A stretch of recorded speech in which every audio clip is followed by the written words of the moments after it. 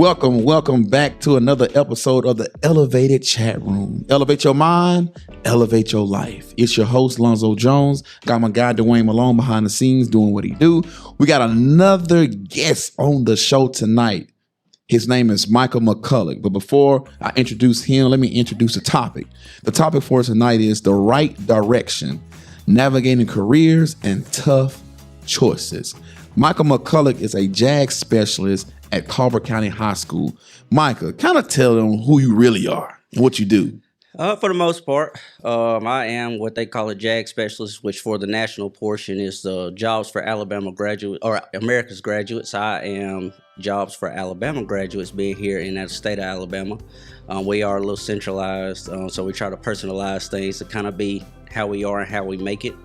My main goal is to help children make difficult decisions as far as what life choices they want to make, not based off of the bad or the good that they've had throughout the years, but to be able to get them to a point to where they're comfortable with the bad decisions and understand people make them, and we're going to be able to bypass those and move forward. We don't have to be stuck where we are. We got to keep moving our feet to get where we're going. So, I kind of work with all of that. I have the luxury of having a wonderful wife, child. I got a little boy. He's 9. He's in sports. I keep him motivated. I help coach their youth teams. I try to stay involved with them as much as possible. And I really just truly have a passion for helping other people. Sweet. Yeah, I've definitely seen you around. And, man, when I came to the JAG ceremony you guys had, I didn't know how impactful this program was until I got there and I saw all the kids and how you can just tell the maturity and the growth that you see in them. Like, even though they may come from this background, you could not tell that. Mm-hmm. And that was so amazing. And then I saw the love that they have for you. So you must be down there killing it, man. Yeah, and it's a lot, man. The kids got a lot of different backgrounds. You have some, that deal with mental health, some that deal with the loss of loved ones, whether siblings, parents, close relatives, anything of that nature. You have some who have domestic violence households who, parents are on drugs, so now they're having to live with grandparents or aunts or friends. And to be able to put them in a position and to be able to motivate them day in and day out to want to strive to be better and not to just mope in what they got going on in their situation, man, that's so impactful to me to just be able to watch them elevate and to be able to be who they need to be and when they need to be it. Sweet. Well, you can tell first off, that you enjoy what you do. You can tell you got a passion for it, and you can tell you really care about these kids because the way you're talking, is obvious. So it seems like, man, they looked up and found you. So how did you come across this JAG position? All right, so actually, I was at Florence before I was at Carver County High School, and I love working with kids. But the way that I worked there was kind of more so of I didn't have as much time with each individual kid, so I knew I wanted to be somewhere to whereas instead of 15 minutes, maybe every week and a half, 2 weeks of seeing one kid, that I wanted to be in the kids' lives every day. Yeah. I feel like you make an impact when you're present. And I seen this job opportunity, and I looked at it and talked to my wife about it because we talked about it, prayed about it, talked about it, prayed about it. And I was finally given the opportunity in an interview to go on in. I did the interview. They called me a couple of days later and had informed me that the job was available to me. I knew right there. I didn't have to think about it. I was like, this is what I want. This is what I want to go for. I have the ability to work with, every type of kid that piques my interest. Yeah. I don't go into a room and say, I want the kid that I have no problems with. I don't go into the room and say, I got a difficult kid today. I don't want to go to class today. I want those that everybody feels cannot be successful because they have a story. And just because their first 2 chapters are not where you wanted them to be, or where you have some kids who may be valedictorians, salutatorians, or something like that, or you have the ability to get those children on a higher pedestal. And sometimes that pedestal may end up in life being higher than the ones that were salutatorians and valedictorians. They just did not have a great few chapters of their life, but that's not their whole book. It's just a chapter. That's good. And that kind of reminds me, we was at Sheffield High School yesterday. Was it yesterday? Yeah, yesterday. And it was like, we was talking about how some kids have a setback. And instead of looking at it as like a knockout, it's a setback. and not a knockout. So basically in life, you're going to have some setbacks, but you can't allow each and everything to cause you to, to get knocked out of the fight of life. And so what you were saying is like, yeah, I got some kids that have been set back. I got some kids that are behind because their first 2 chapters aren't as good. But man, we got this whole book to write. Then you got a chance to paint a masterpiece, and you the painter.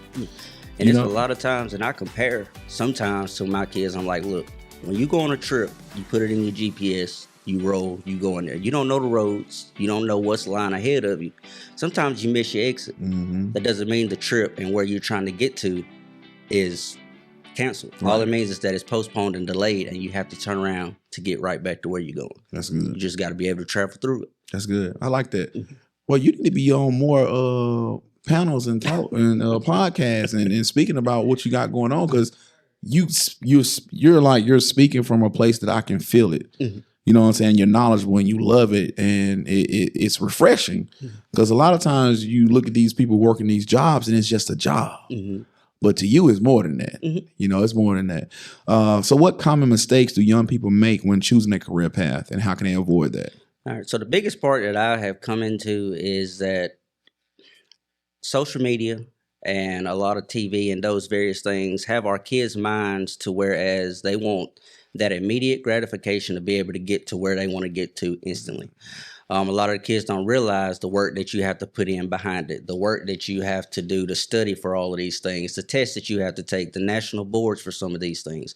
Back in the day, you could be grandfathered into a lot of different trades and different things of that nature as long as you had the hours and the time. Yeah. For me, before I started, because I'm also a funeral director and mortician, about 3 years before I started my schooling, you could be grandfathered in. So you would not have had to go through the strenuous college style that I had to go through for that degree. But now, you have to actually go to school for that. You have to go to school or get your certifications for certain welding and certain things like that. So the way that they're used to, and a lot of them have the mindset, especially, in your rural areas, is that I can just do this. My dad welded, my granddad welded, I'm just going to go weld. Yeah. Well, in this way, it's not the case. So they don't go in with the mindset or understanding that it's going to take levels to get to where you want to get to. There is no, I'm going to weld for 20 years and not going to do anything else. You have to go through training. So to be able for them to understand that there are steps to get where you want to be, it's not going to be something that happens overnight, maybe 6 months, maybe 6 years. Yeah. You never know. But just for them to have a reality check of you're going to have to put in the work. Yeah, man, you spot on. I agree with you, man. And it's like we call it instant gratification over delayed satisfaction. We have to, and my coach in high school would say that, like that, those exact terms, he would say that. And he was just talking about even back then, it's worse now. The microwave culture now is, like I said, social media makes it seem like if you ain't wealthy or rich or got a certain body or doing this or doing that, then you ain't doing nothing. You ain't accomplishing nothing in life. You're not successful. You're not even on your way to success. And they paint that picture. And now it's like, well, I want. So that's why it's very important to teach our kids that money is earned. Like, it ain't just given.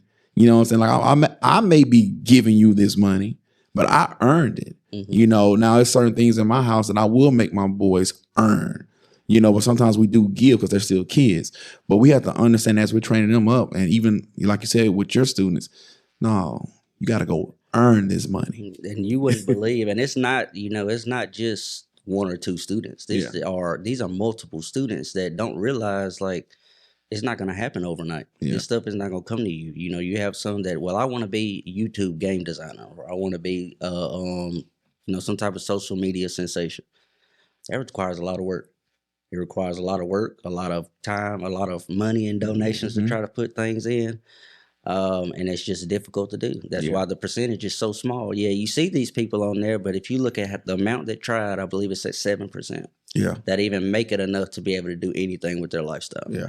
I can see that because, man, and I think a thing that hurts them too is that when they see a guy that has all these followings or a female that has all these followings, they think it happened overnight. Mm-hmm. They don't know the behind the scenes work that they really put in. Mm-hmm. All they know is like, oh, I found this guy, Mr. Beast, and he got millions of followers. Mm-hmm. But Mr. Beast wasn't always Mr. Beast. Mm-hmm. You know what I'm saying? He was a little puppy when he first started. You know what I'm saying? Mm-hmm. And he had to climb. Now, once you get to a certain level, you can put more money into it, more into your marketing and things like that. But bro, everybody starts pretty much on the same spot, same low level. And that's been something that we've been trying to promote, and something that, you know, we even did it this past Tuesday. My JAG class traveled up to Birmingham, Alabama to do the state JAG competition. Okay. They have a full session of JAG students networking with each other. So for them to understand the impact that networking makes, to be able to meet someone that is in a different area, or they may have a little bit more knowledge than them, but can help them gain the abilities that they need, Yeah. that can take them such a long way, because that relationship through social media and networking promotes them. It gets them followers. Yes, it does help you to be able to be friends with those followers that they're friends with. So now you got friends, and you're able to motivate them. But we're in a culture to where kids would rather just text you rather than talk to you. Yeah. So to force them into a room to have a conversation with another student, it was tremendous to see, because believe it or not, they excelled at it. They met kids, they, you know, added, you know, people on social media. All of my kids have LinkedIn accounts. So they've, you know, been able to exchange their LinkedIn business things with different kids and different organizations, and they're building a profile for themselves. Man, you got these kids on a good path. You got a plan that you're executing, and you understand that it's a step-by-step process yourself, even with dealing with these kids. Mm-hmm. So, man, keep it up, bro. Yeah. Man, like I'm doing what they let me. Man, that is like, and I noticed also, not only did the kids love you, but the staff and the administration love you. Man, they're like, they could not talk good enough about you. Like, they just kept like, no, he's been like the best thing that's happened to these kids. He was the right man for the job. Mm-hmm. So keep that up, man. Keep motivating them and keep being an example, you know, because, you know, when you got these kids looking up to you, mm-hmm. you know, it's an accountability level now you got to measure up to. Okay. You know, so just keep all that in mind as you go forth. But obviously, you're doing a great job, so keep that up. No, thank you. All right, so how do you balance your roles as a speed and track coach, JAG specialist, funeral director, and what drives each passion? All right. Yeah, it is a lot. I know a lot of people look at it and they're like, oh my goodness, you do 50,000 things. Really the passion that drives it is my ability to help others. Okay. I have a heart to help, a heart to give anytime I'm able to. But you know, I see kids in their lowest points. I have kids that they have become accustomed to being able to pull me to the side and to speak to me, and they know that they have that room and that time to where they can be honest. And, you know, a lot of teachers, you know, if you're in a history class, you're in an English class, you're in a math class, you're instructing. You have instructional time that you have to give. The comfort part about my class is that I have a little bit more unstructured, because I get the ability to observe. I get to see, okay, so-and-so is acting a little different than they normally do. Let me see if I can go holler and see what's going on with her. You know, those are different things that I can look at and see, to whereas when you're a teacher and you have this amount of time that you have to instruct, sometimes you miss that part. Okay. So to have the ability to deal with each individual issue independently based off of my experiences and the things that I've encountered through my life, it helps me to motivate the children how I need to. The same way at the funeral home.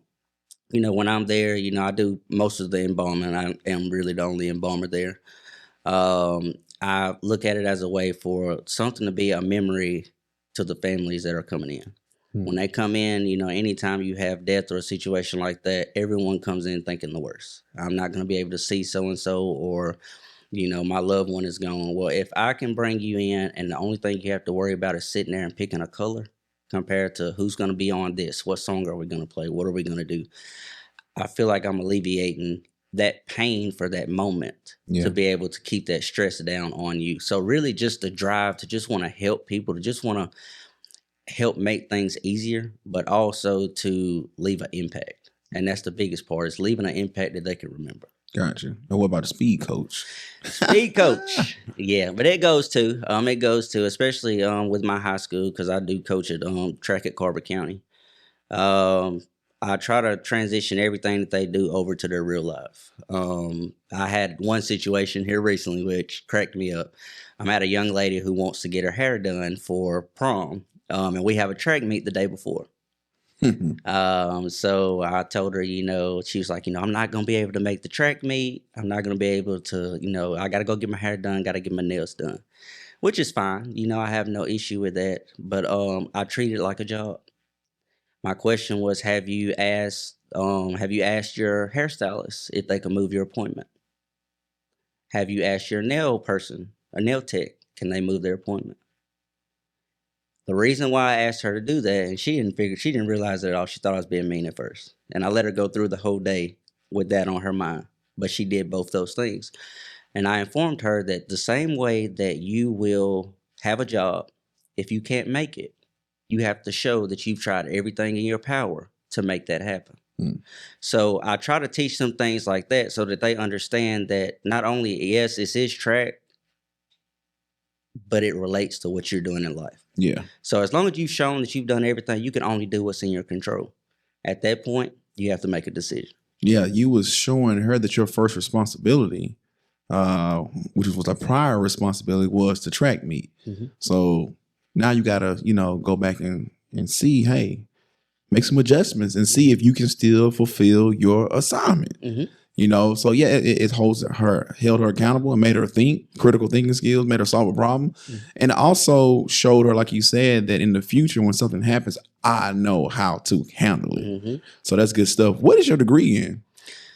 All right, I have a few degrees. I got criminal justice, was my first degree, bachelor's in criminal justice. I have a mortuary science degree and an applied science degree. Okay. So how did you, I could have sworn that I met you long before I started coaching your kid or even knew you had a kid. You was doing some mental health work. Yes. When I was in college, I had a lady by the name of Liz James, who I believe is the board director over at Riverbend now. Okay. She is one of my great friends, and she actually I had met her through a lady, I can't even think of what her name is, but I met her, and she introduced me and Miss Liz. At the time, they had a position called summer camp, which is basically a camp that children who don't do well through the summer without instruction and returning to school can come to. So they still receive their counseling services and those various things. So I started doing that. I did that for about 3 years when I was home from college, from track in college.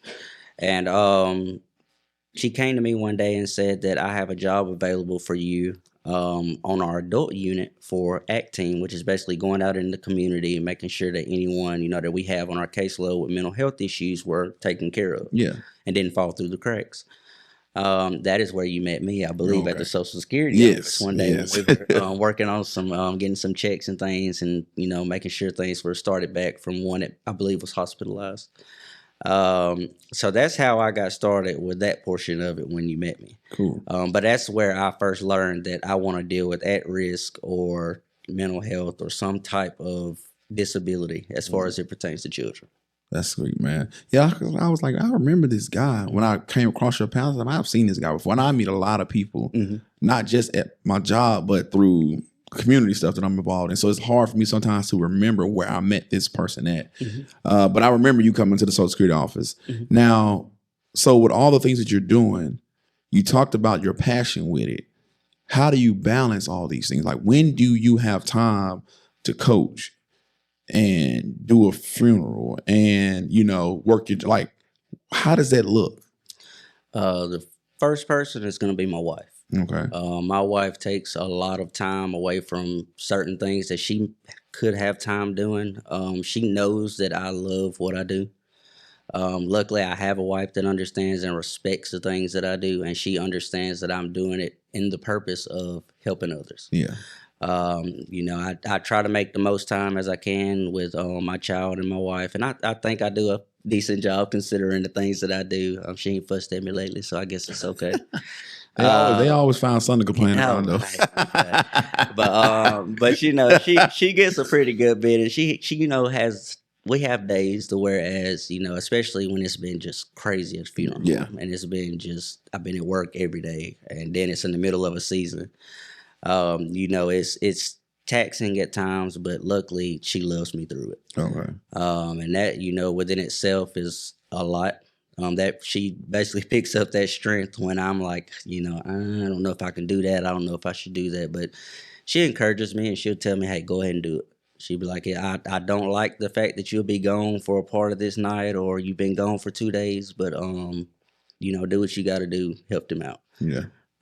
So as long as I got somebody that's in my corner that I know is like that, my child's taken care of, and I'm taken care of as far as just the ability to be able to go do the things that I love. I can't ask for much more than that. Gotcha. So your wife helps you balance, and she keeps everything pretty much intact for you. She keeps everything intact because I am ADHD. ADD to the max. Yeah. And I can't keep up with my schedule from one day to the next, as far as it goes. But she keeps all of that wrangled up. How she keeps her sanity should probably be the real question. But she plays a really big part in making sure that I got what I need. That's what's up, man. It's always good to see couples teamed up together and both willing to make certain sacrifices and both on the same team. They see the goal, they see the purpose. Because I know Dwayne had to have that talk with not just his wife, but his kids when he first started the Rescue Me Project. Like, look, boys, I'm going to be away, what I'm saying, trying to be a father figure for other kids. I just need to make sure y'all cool with that, because you get so used to your dad being there all the time at your access whenever you want to, now he's out helping other kids, and then they would come to the center when they was young and we was in a whole nother location and everything. But yeah, man, you definitely have to have family on board. Oh. I agree. And they have to see that you're not doing it just to be doing it. It's like, no, like I got to do this. If I don't do this, like there's a void that's in me now. And so like, that's just how it has to be if it's going to function at a high level. Yeah. And so I'm glad that's how it is on your part. Now, do you mind sharing a success story of one of your students that you help put them on the path or put them in the right direction? Ooh. It's kind of tough to narrow it down.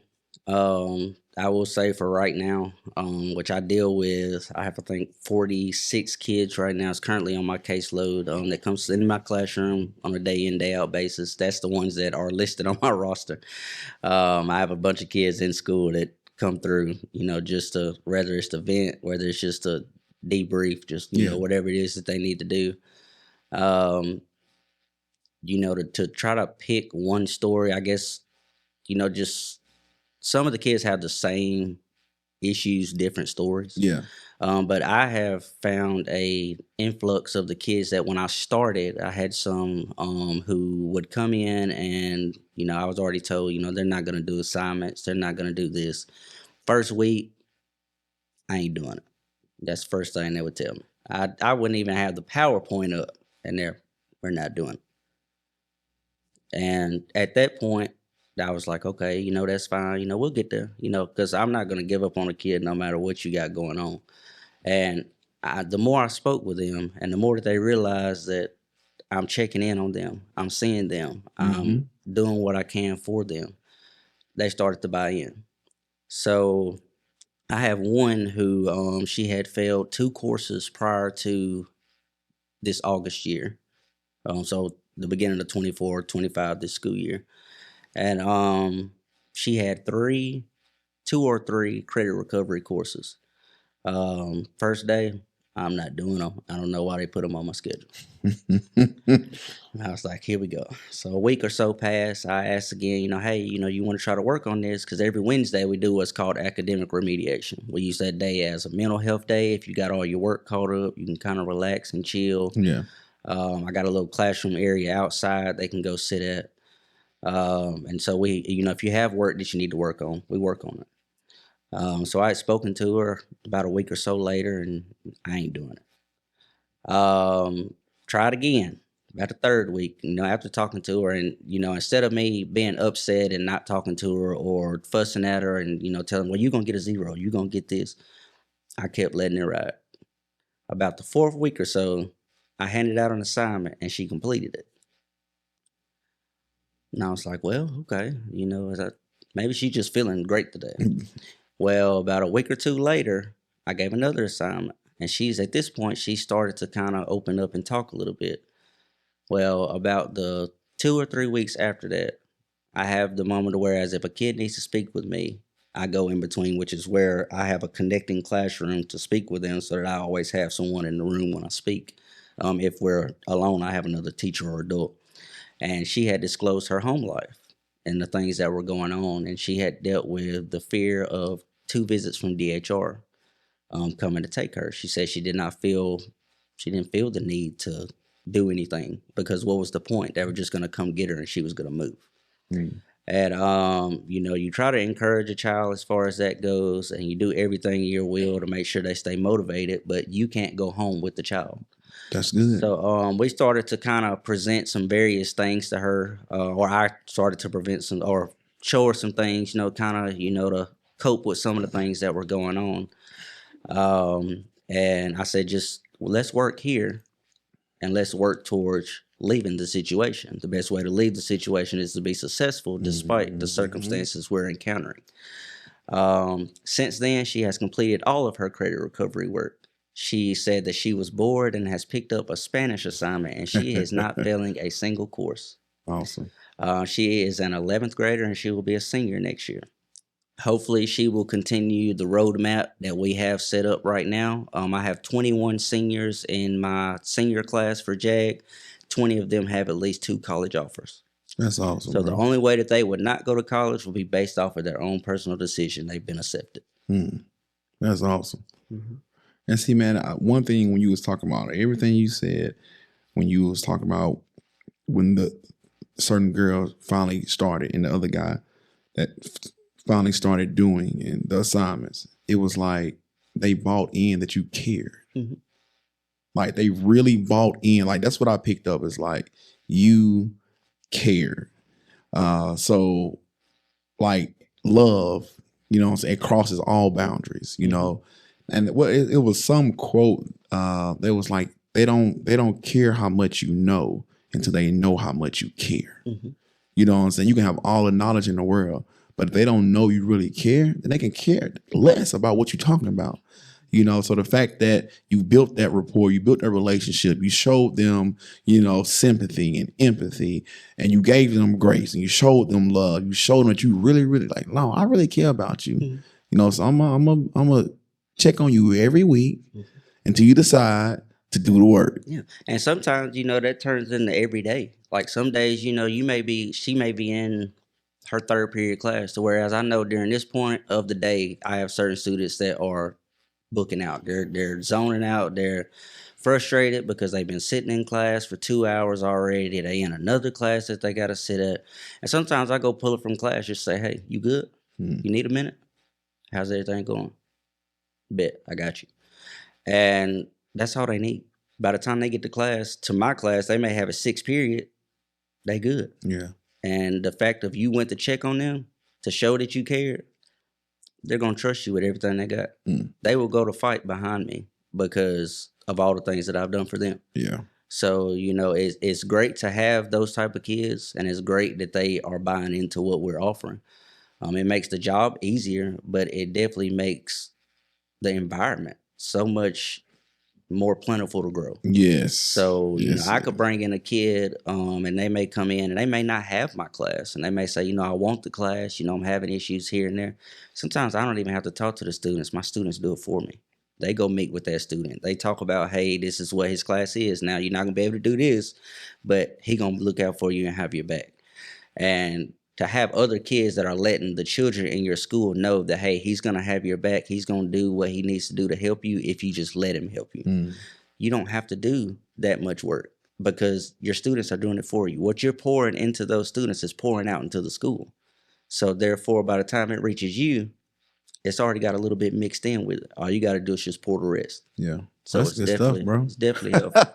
Well, you know what you're doing, and like I said, the impact that you're making is going to change these kids' lives. Like we always say, like, well, I want to change lives. Like you're really doing that. You know what I'm saying? One kid at a time. Whether it's all the kids, 5 of the kids, 30% of the kids, it don't matter. You're changing lives. You know what I'm saying? We don't control how many is actually going to receive what we're giving, but our job is to sow them seeds. Oh, yeah. You know what I'm saying? So just keep sowing, keep sowing, keep sowing. What? This is good stuff, man. You just never know what's going on out there, what people are actually involved with. You never know the impact that somebody is making. You just think, oh yeah, he just, you know, so he go to work over to someplace, do something with Jag, and he a track coach. You know, but do not minimize anybody's role. Don't devalue anybody's role. Because if we're interacting with people, we got a chance to make an impact and change people's lives for the best. Whether it's through words, whether it's through resources, finances, presence, whatever it is, you have the ability on any job, any position, any role, any title to maximize that. So let's make sure we keep that in mind as we go forward. Now, what role does mentorship play in helping young people make tough life choices? All right. So as far as mentorship and as far as my kids, I'm an open book. I use any life struggles that I've dealt with.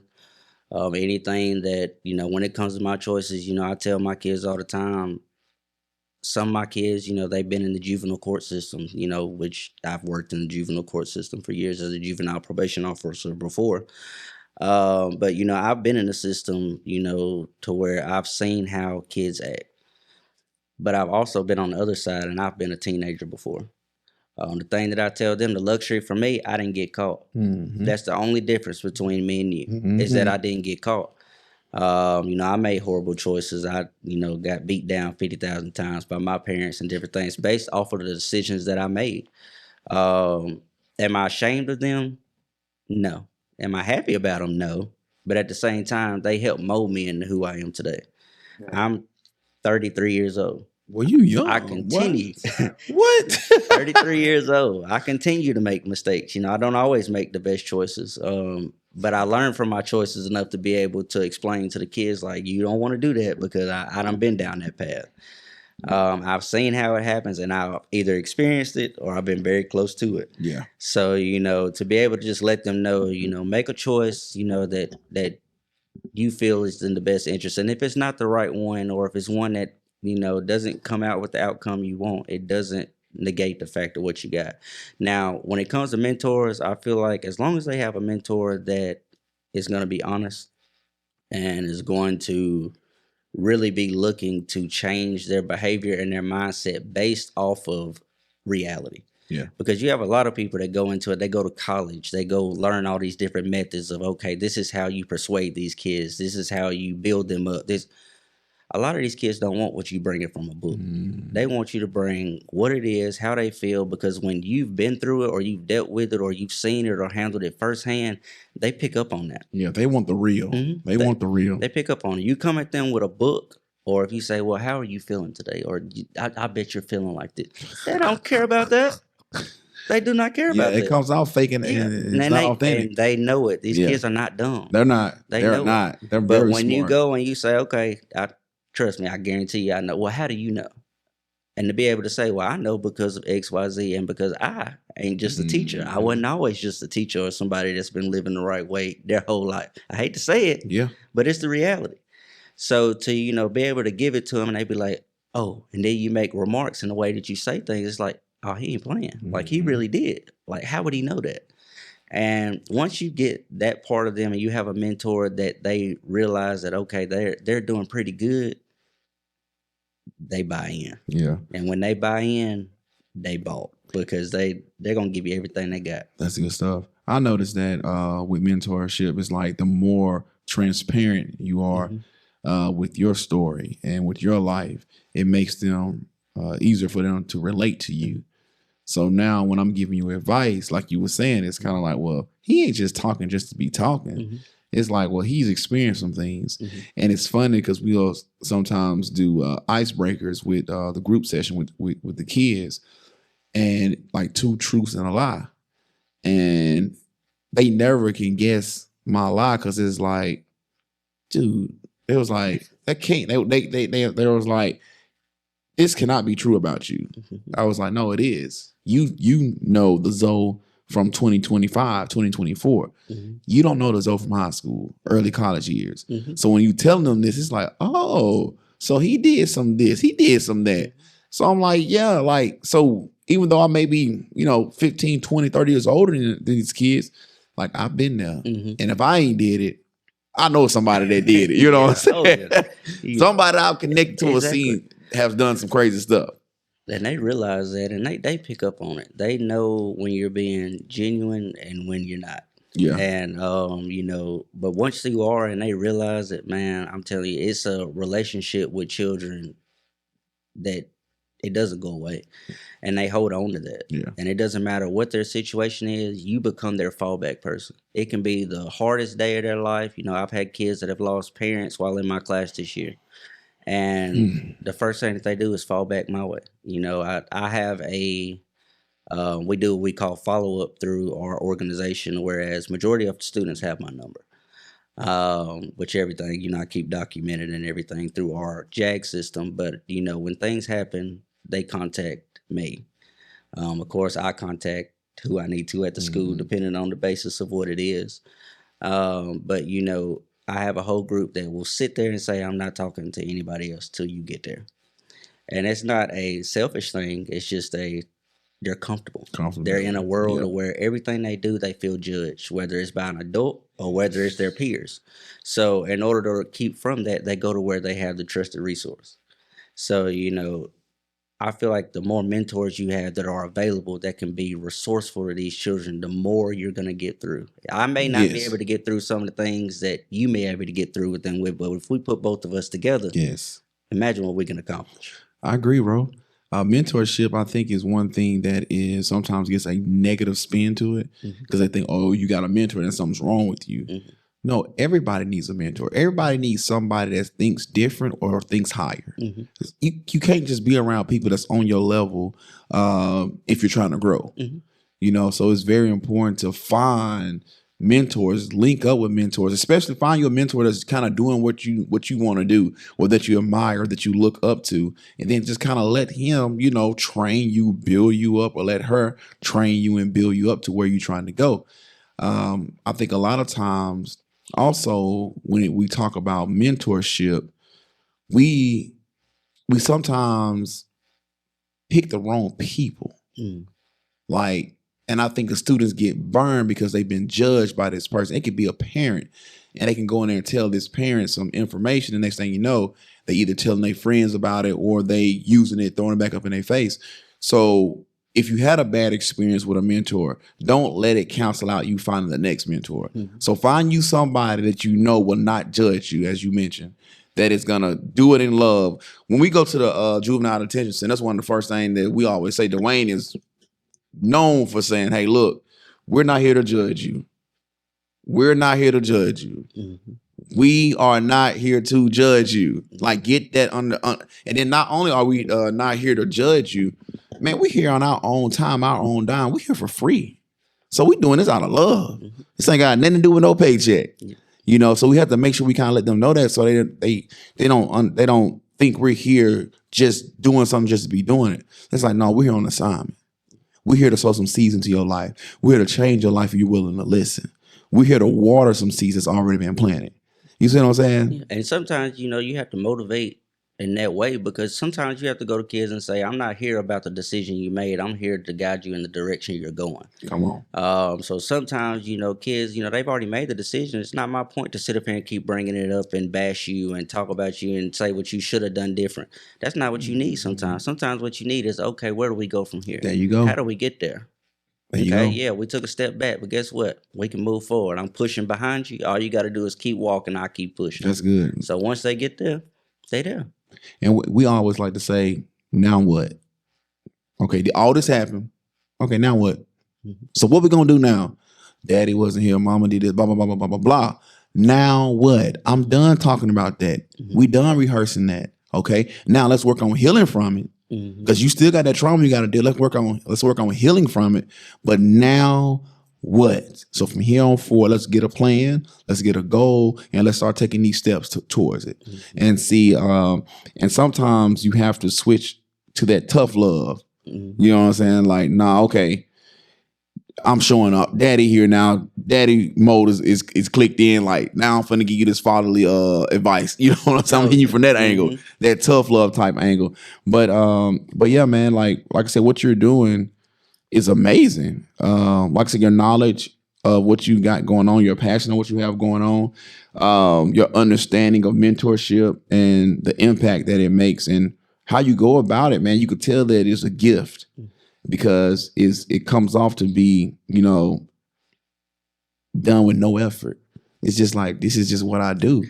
And it is. I mean, it's honestly, man, like I said, I wake up in the morning excited to go to work, you know, and I get there. I have kids that share a building with me that we're into. They're running in when I pull up. I mean, and that's just the vibe that I want to always keep in that classroom, because when you're having a rough day and you walk into my classroom, I want you to feel relief. To know if I'm going through something, I got a listening ear. I know I got somebody that's going to support me.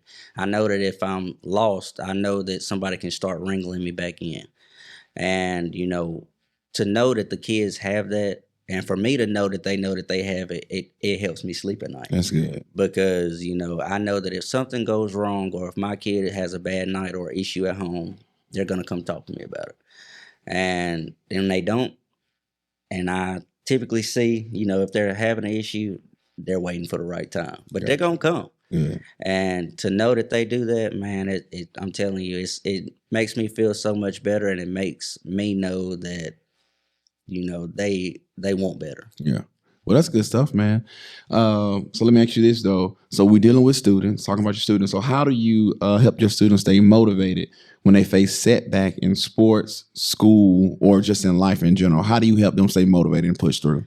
The biggest part is, like I said a little bit earlier, comes from being a product of your environment, what you're going to have to go home to every day.